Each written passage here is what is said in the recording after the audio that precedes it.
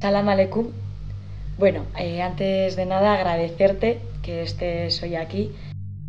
Somos conscientes de que esto puede suponer un riesgo para ti. Vamos a empezar a grabar la entrevista, pero tranquila, porque va a ser totalmente anónima.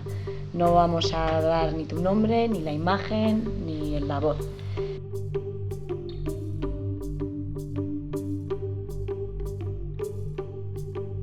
¿Cuál es el modelo de enseñanza?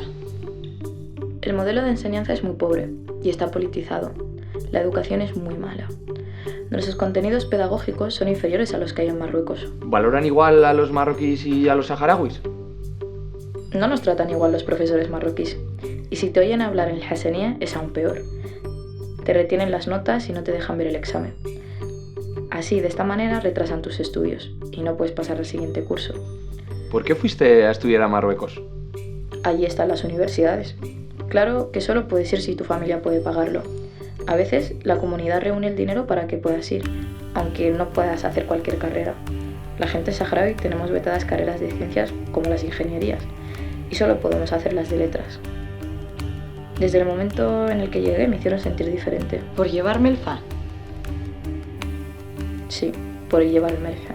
Entonces comenzaron a meterse conmigo, a reírse de mí. Saben que tienes menos posibilidades de defenderte ante la justicia, que es marroquí. Y al final te pasan cosas malas.